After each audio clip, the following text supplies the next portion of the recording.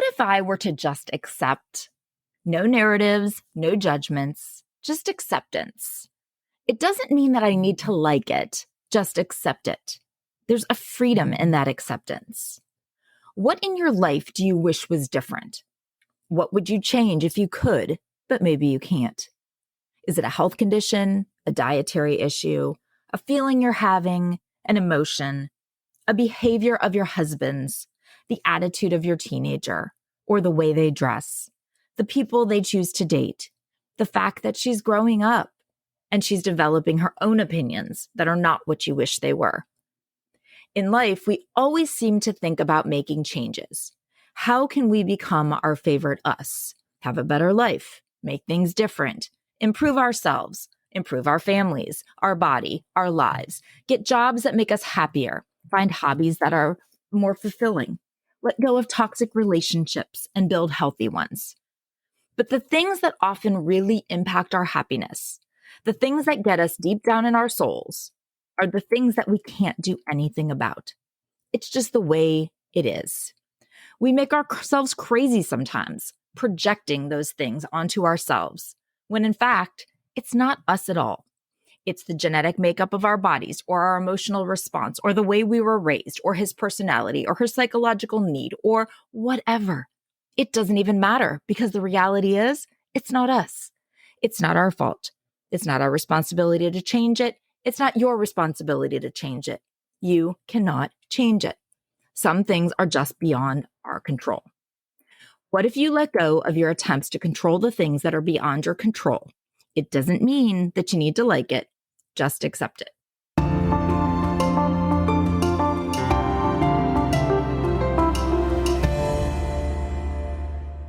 Hey guys, it's Jen.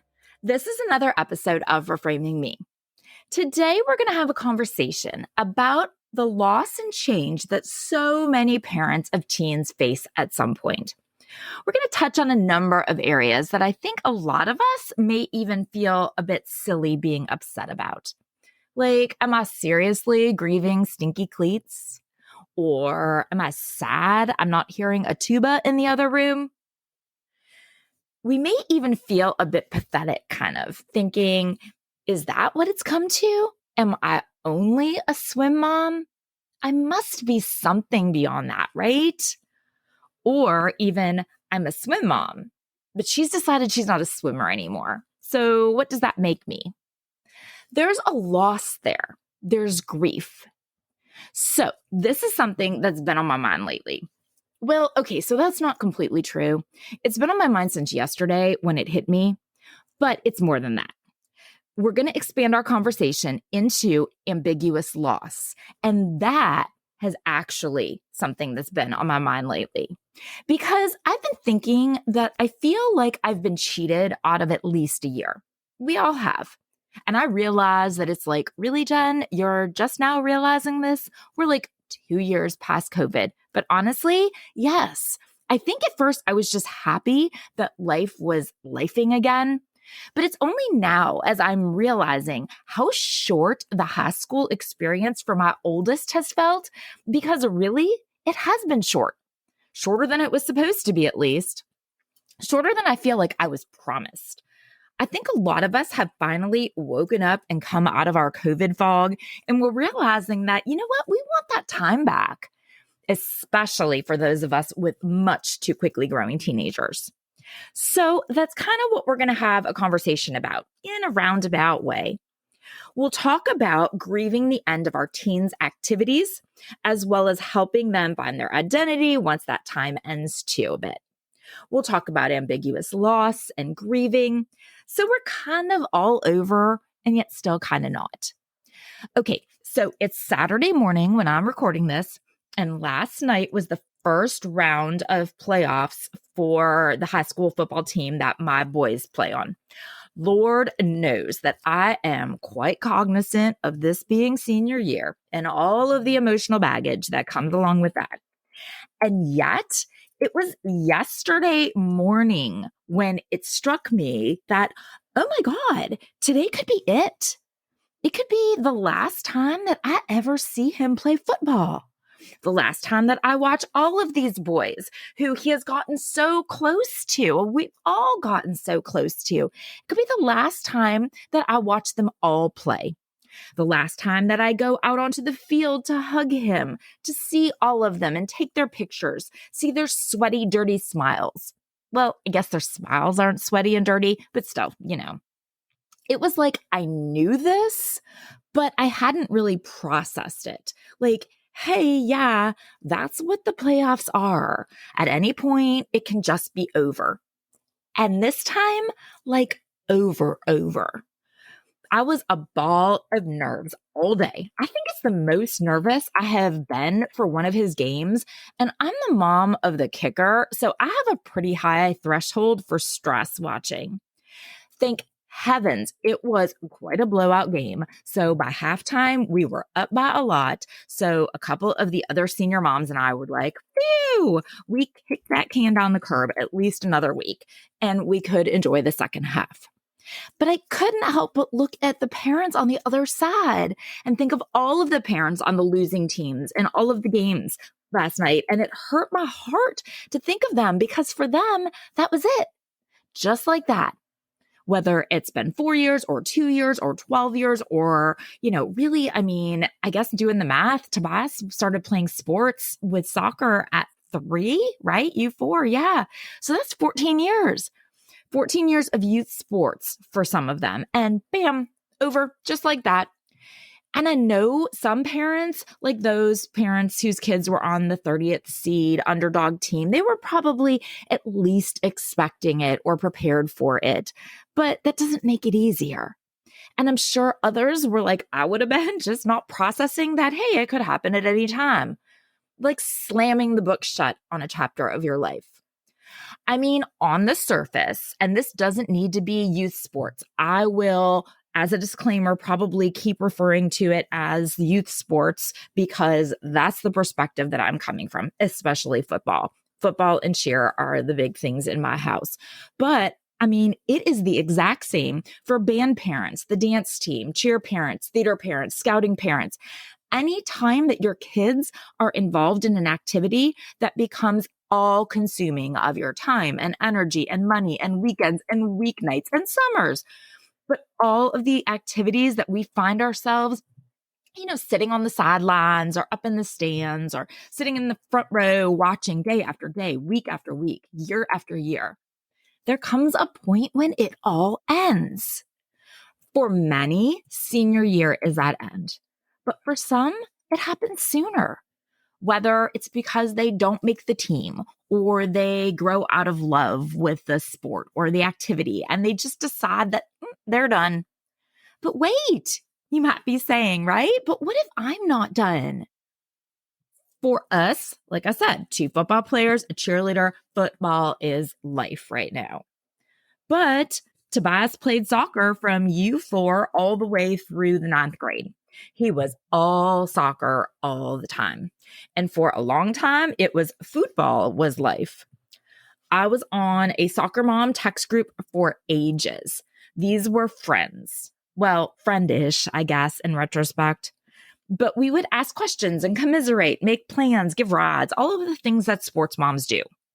We supported each other through the weird COVID time of, are they able to practice outside? Do they wear masks? Is soccer camp on or off because so-and-so has COVID? Who is still okay with playing and who is worried about exposure? All of that icky year. When the delayed tryouts finally happened, we texted our way through it, through the questions and the anxiety, filling out forms together until the roster came out. And 2 of our boys weren't on it, mine being one of them. Crickets. Just like that, there was never another text on that chain again. Obviously, they didn't stop communicating. I remember how I realized it one day afterwards, randomly, in those horrendous days that followed. I remember when I realized that they must have created a new text group, a text group that I wasn't a part of. Somebody probably named it, Hoggard Soccer Moms or High School Soccer or something cutesy like that. Or maybe they didn't.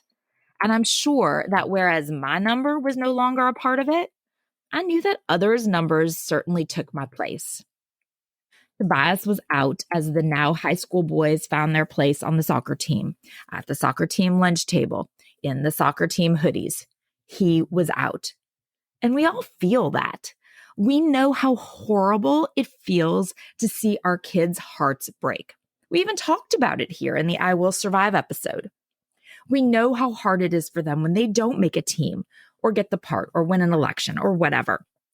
We even find ways to help them manage their grief, their loss, their sadness.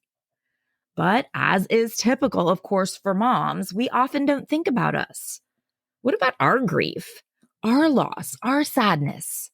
Yes, he was out as the now high school boys found their place on the soccer team at the soccer team lunch table in the Hoggard soccer hoodies. But I was out too.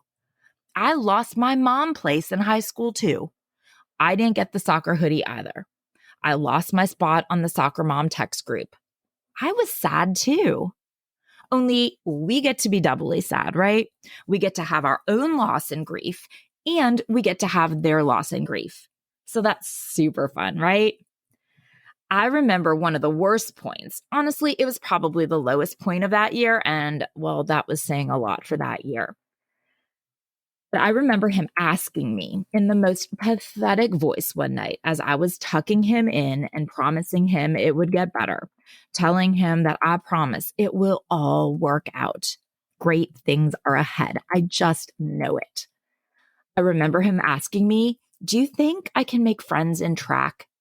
And I told him, of course he could, and he would. And he did. In fact, his very best friends to this day who practically live at our house are from track. But before he even got to track season was when we basically dropped him off at football tryouts and ran. No, like really, my husband pretty much left him out there on the curb. I do not even know how I got him there in the first place. But he dropped him off and left the poor child who was texting me from the parking lot telling me, I don't think I really want to stay. But he did. And he went back. He went back every day. Even though he was a specialist, he never sat anything out. He showed the team that he belonged there. And they grew to not only accept him, but adore him. He found his place. He found his people. They call him Toe Money, which in my opinion is the super cutest nickname for a kicker. It's funny, not like haha funny, but more like duh funny. I never really thought about that through that whole process. I didn't really think about myself. And I say that not in a, wow, look at me, I am such a martyr. Look what a good mother I am. But I mean more like in a matter of fact, that's how it was. And any of you who have ever been in a similar situation, you know we're not martyrs. We're just moms. So you did the same thing. When it comes with the territory, we don't think about how these things impact us, how hard it is for us when we need to acclimate to a new group because of our kids. But just like he acclimated to a new group, I did it too. And now here we are, seeing ourselves nearing the end. Thankfully, I do have my younger son. So yes, I still have my Friday nights planned for a couple more years. But it's nearing the end for him and for this group. And for many of the moms on the team, it is their last athlete or last actor or band member or whatever. It's the end of a chapter. There is a loss, a sense of grief.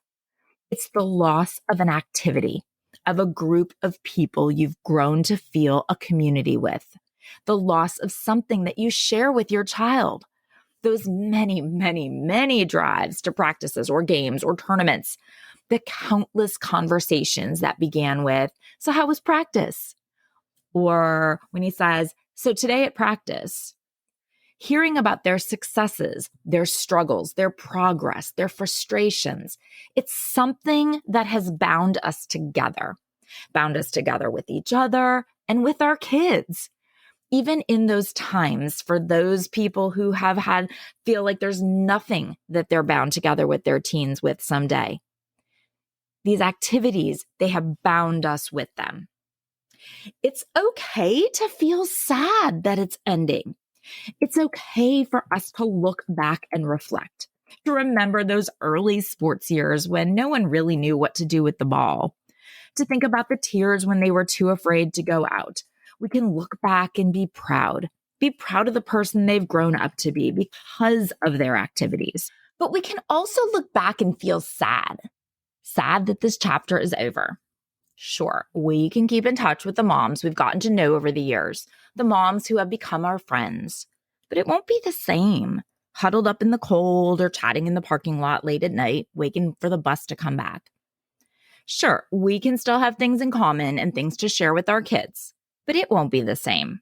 That ongoing storyline of growth and progress, technique and strategizing. And sure, they can spend time with their friends and we can spend time with them, spending time with their friends, all of these kids that we've grown to care about. But it won't be the same.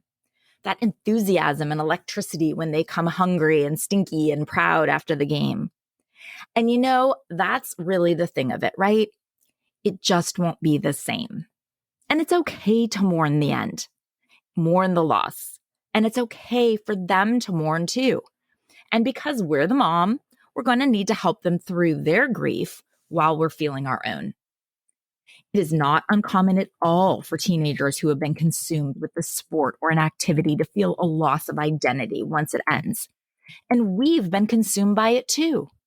For both of us, it's a mixture of confusion and sadness, the unknown and the uncertainty of who we are now.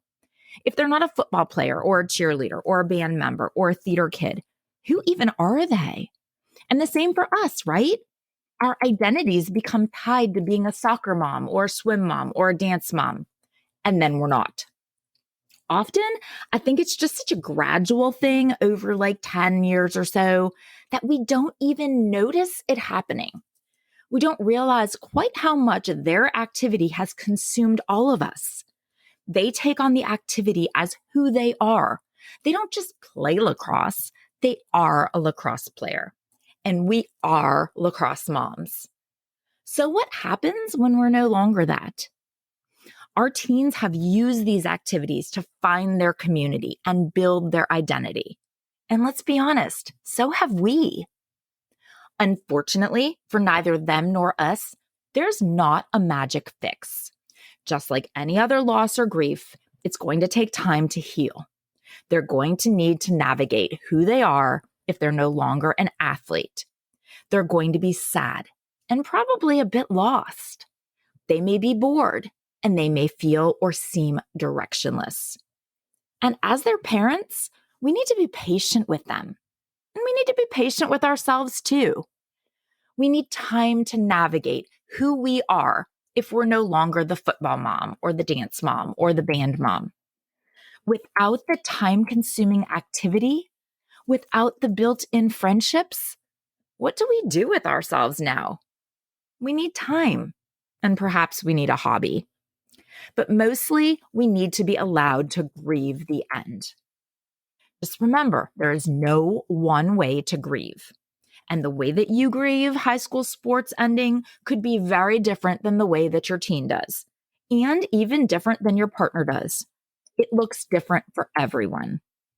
Now, if their career ends abruptly because of an injury or the disappointment of not making a team, you were like I was. You just thought that they would be a high school soccer player, or they'd make cheer or the band. You saw yourself leading that high school parent life, working the band booster table or planning team dinners or driving them to practices. You just thought that was the life that you would have until they were cut. Or maybe until they just decided, I don't like to be on stage anymore. Or I only played baseball because you liked baseball. And so they're done. And you're done. You needed to re-examine the mom you are when you're not that mom anymore. When you're not on the soccer mom text group anymore. There's no goodbye even with that. No closure. But there's still a loss. Or maybe you really thought that they'd play in college, and for one of a million reasons, it doesn't happen. It's okay to feel a sense of loss for what could have been or what should have been. I heard from two moms this week who had their own experiences with this. One, her son was injured during a practice and needs to wait to heal. And so she's holding her breath to see if they even make it that far in the postseason. She said she watched his practice film from the day he got hurt and she cried, wondering if it was the last time that she'd get to watch him play. And another one told me that her son was set to play doubles tennis, but the team that lost so much in the singles matches that apparently the team they were playing could just opt out of even playing the doubles. I didn't know that was a thing, and apparently neither did she. And so it meant she never got to see that last match that she was expecting. I think back to that quote unquote 2-week shutdown. Remember back in March of 2020? It was the end of all of those years my kids were together in their cute little uniforms at their Catholic school. All of the pickups where I'd watch them come out to the car together. The times that I would see the three of them in church for school mass or out on the playground at recess. And I always feel like I missed out on knowing it was the last. Seeing the last time that they were together on the playground or taking a picture the last time that they walked out of pickup together. I know the moms in the spring of 2020 sports that missed out on that last season, the last time of seeing their kids play their spring sport. I heard from a mom whose son played soccer since he could walk. He played soccer as a freshman, and then he didn't make the team as a sophomore. It broke his heart and his spirit and his love for the sport. And I can say I understand that 100%. And another one whose son had also played soccer forever, and he just got bored and he was restless and he quit as a sophomore. Both of them basically said the same thing. I thought I had 3 more years. I didn't know we were done. I wasn't done. I mean, basically, there was no goodbye, right? It's called ambiguous loss, and it's a psychological concept that has been around for like over 40 years. I teach it in my family communication class, and it is an actual loss, actual grief that we feel. The grief over what should have been, what could have been. It's a loss that occurs without any significant closure. There's a lack of resolution. Personally, I always relate it in my family comm class to my personal experience with my daughter being a preemie.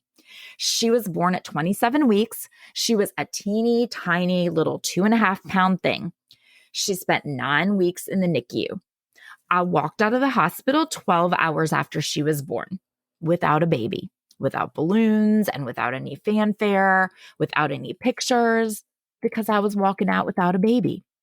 I had 2 other babies at home that I needed to get back to take care of.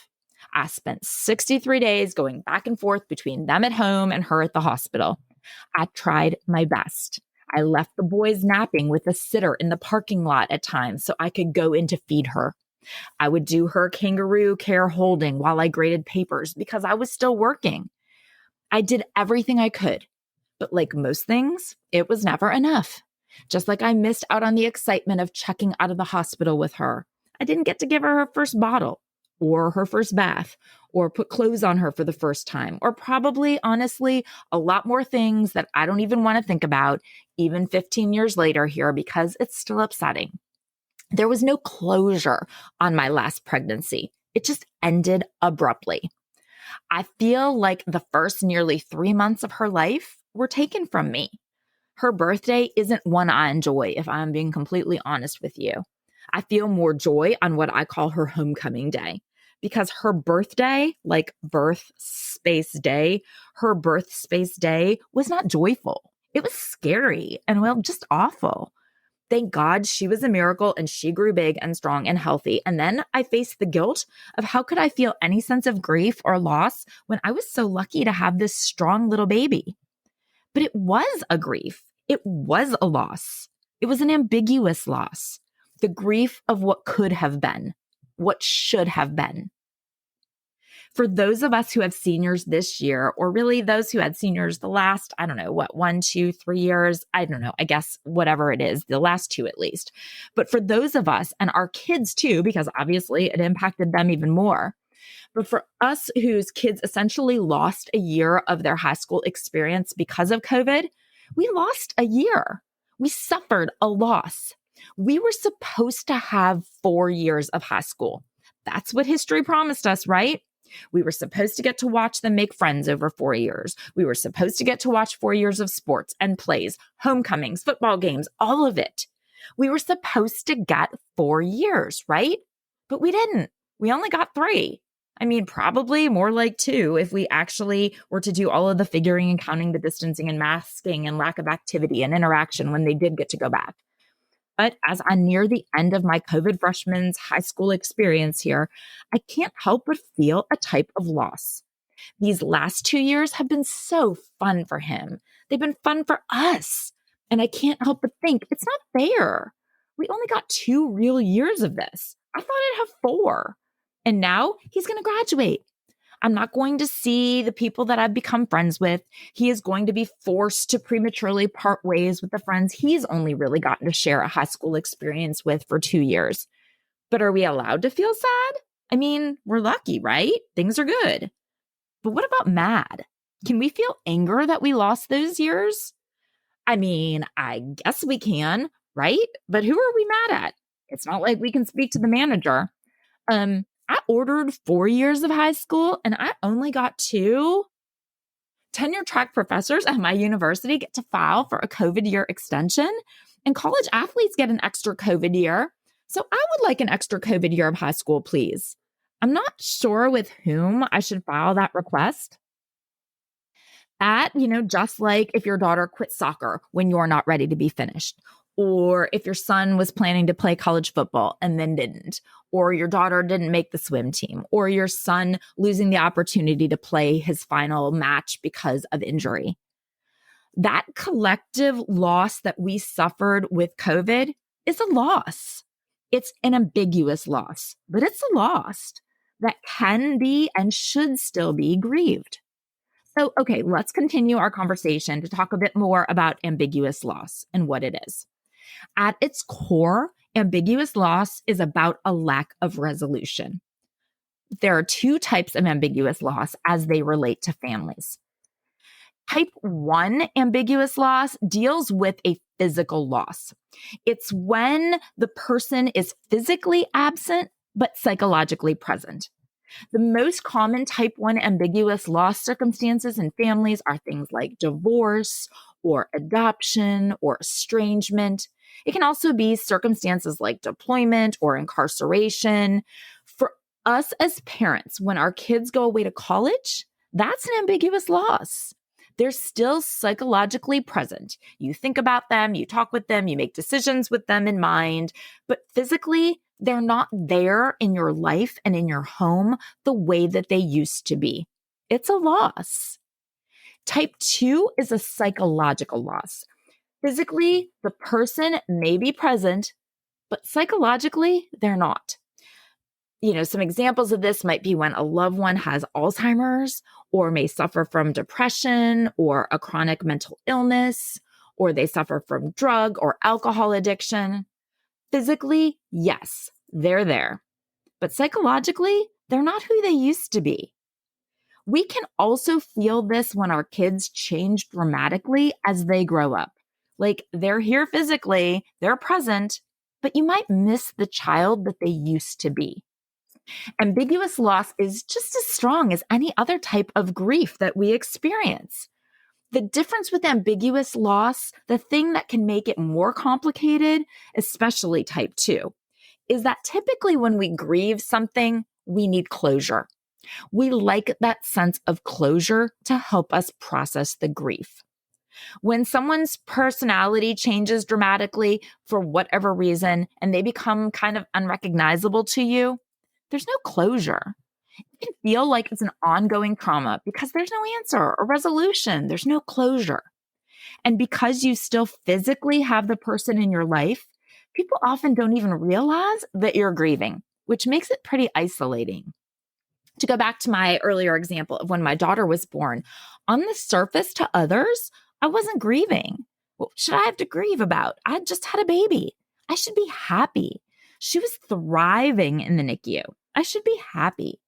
Well, yes, I'm happy that she's thriving, but I'm not super happy she's in the NICU. To my colleagues, I looked fine. I was back at work 2 days later. Well, what else was I going to do, right? She was 3 months early. I was mid-semester. I was back in my regular clothes. Well, when you have your baby before you reach that third trimester, you haven't really gotten that big yet. So on the outside, the grief that I was experiencing, it was unnoticeable. So if you are dealing with a parent with Alzheimer's or a spouse with a substance abuse problem or a child with severe depression, on the outside, it doesn't look like you've lost anything. They're all physically present, but psychologically, they're not who they once were. And you may very well experience grief for the person they once were. Yes, you still have them, but no, it doesn't feel like them anymore. Some of you may even be feeling this loss with your teens. If their personalities have changed so dramatically, you may absolutely miss the person who they were, and not even the little ones who would slobber all over you when they gave you 100 kisses. Maybe you miss the girl who would talk to you and go places with you, watch movies and giggle. Now you look at the sulky girl who won't leave her room and who constantly has her nose in TikTok and answers you with a grunt and an eye roll. And you think how much you miss your girl. She's right in front of you, but she's not. Or you miss the boy who was into sports and his grades, who was kind and helpful around the house. And now he has a girlfriend and new friends, and he's always off with them. And when he does come home, he's much more worried about snapping her than he is about pre-calc. He is distracted, and you feel like all you talk about when you do see him is that he needs to focus. Did you do your homework? Do you have an exam coming up? Can you clean up your bedroom? Should you be training for next season? And you hate the nag that you've become. You miss the old him.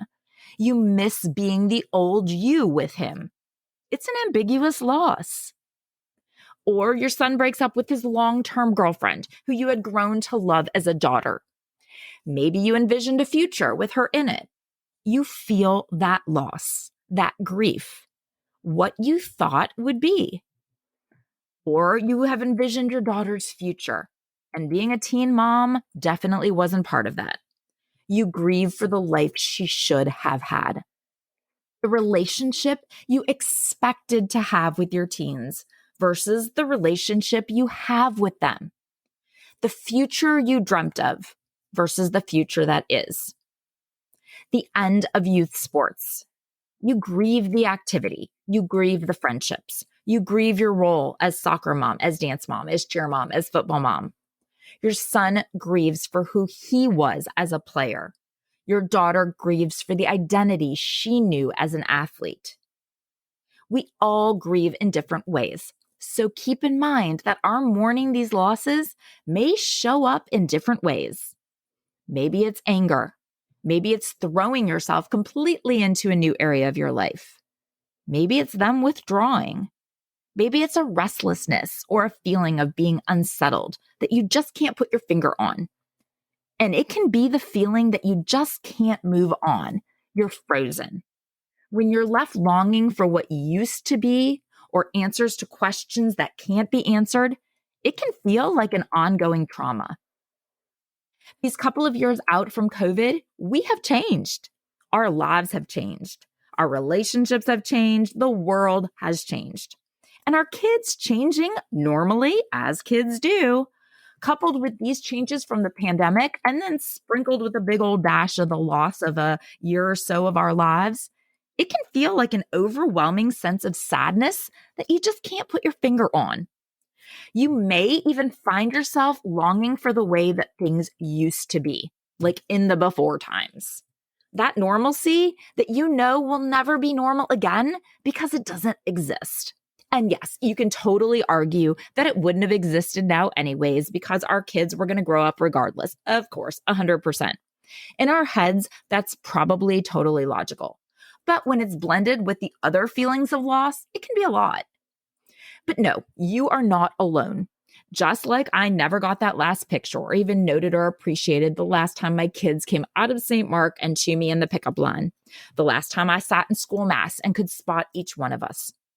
None of us got any closure on our old way of life. So it is completely normal and understandable to experience grief for anything that we feel like we lost. So, how do we cope with ambiguous loss? Well, just like so many things that we talk about here, I think the biggest thing is to realize that what you're feeling is actually a thing. Putting a name to how you're feeling and realizing that it's not just you. It's actually totally normal and common and is a huge thing. Often, when we can finally put a label on something, we can begin healing. Second, look for the good. Be grateful for what is. It doesn't mean that you need to be toxically positive or not acknowledge your sadness, but try to see the good within. What growth or progress, opportunities or relationships, what good things exist because life changed? Try to start looking for opportunities to create new meaning. Third, get involved in other areas. Find new things that you enjoy. Appreciate new opportunities or avenues that exist. Maybe even things you kind of have always wanted to do, but couldn't before because of all of your commitments. For me, I've told myself for years that once my kids are off in college and I have more me time, I'm going to play tennis and golf again. Two things that I really enjoy, but haven't been a priority to me enough to actually, do them. There are only so many hours in the day, for heaven's sake. And once you factor in everything else, something's got to give. And for me, golf and tennis went away. So I've always said those are things I'm going to look forward to someday. Fourth, again, like so many things here, not only knowing what's going on with you is an actual thing, but even more so, knowing that you're not alone in experiencing it is so very helpful. Having others surrounding you, even if it's only in a virtual community like this. But definitely, if you can find others around you who are feeling the same way, it's why us senior moms, we bond together, right? It's why I got quite a few texts after last night's game that said some version of, phew, we got another week. And the good thing about post-pandemic ambiguous loss is that, well, we all got it. We all lost time. We all lost the before times. So there's a good chance that the people around you feel it too. Last, you can work towards acceptance. We don't need to like it, but what if we accepted it? Maybe it's not the closure we want, but to make peace with the reality that is a step towards healing. Thank you so much for listening. Don't forget to follow this show so that you don't miss out on any new content. If you've enjoyed this episode or the show in general, please share it with your friends. That's how we'll grow our community. Reach out to me on socials, on Instagram and TikTok. I'm at Reframing Me. And on Facebook, it's Reframing Me. And join the Facebook group, Reframing Me, the podcast community, to connect with other women who are also raising teens and rediscovering themselves. Until next time, be well, communicate, and accept what is.